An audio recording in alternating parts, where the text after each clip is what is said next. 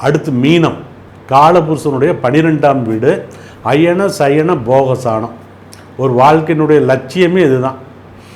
12ஆம் வீடுன்னு பார்க்குறப்ப அயனம்னா அலைஞ்சிக்கிட்டே இருக்கிறது, ஒரு இடத்துல இல்லாமல் அலைஞ்சிக்கிட்டே இருக்கிறது. சயனம்னா நிம்மதியாக தூங்குறது. போகம்னா வாழ்க்கை வசதிகள் எல்லாத்தையும் அனுபவிக்கிறது. இது பூரா எது அனுபவிக்கிறதுக்காகவே வந்திருக்கோம்னா இந்த மீனம் தான்.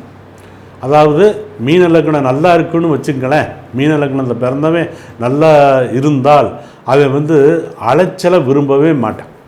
இருந்த இடத்துல இருந்துக்கிட்டு ஒன்றும் தன்னுடைய அறிவால் பொழைச்சிடுவான், இல்லைன்னா கை காசை போட்டு முதலீடு பண்ணி அது மூலிமா பொழைச்சிக்கிடுவான்.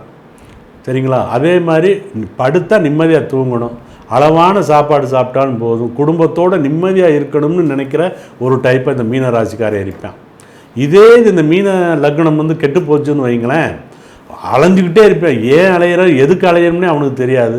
காலையில் கிளம்பி போகிறேன், சாயங்காலம் வர்றான், இன்றைக்கி அலைஞ்சதெல்லாம் வேஸ்ட்டாக போச்சு, இன்றைக்கி நாளே நமக்கு வேஸ்ட்டாக போச்சு. அப்படி என்னடா அலைஞ்சின்னா அவன் சொல்ல சொல்ல ஏன்டா இதை போய் செஞ்சேன்னு நம்ம சொல்கிற மாதிரி இருக்கும். சரிங்களா? அவனுடைய எண்ணம் சொல் செயல் எல்லாமே தவறாகவே இருக்கும், முடிவும் தவறாகவே போயிடும். அதனால் மீனராசி ரொம்ப ரொம்ப முக்கியமான ராசி தான். தெய்வ அனுகிரகம் நிறைஞ்ச ராசியும் அதுதான். யார் நான் முதல் சொன்ன மாதிரி அந்த அயன சயன போகத்தை கரெக்டாக பயன்படுத்திக்கிறானோ அவனுக்கு இறையருள் முழுமையாக ஒத்துழைப்பாக இருக்கும்.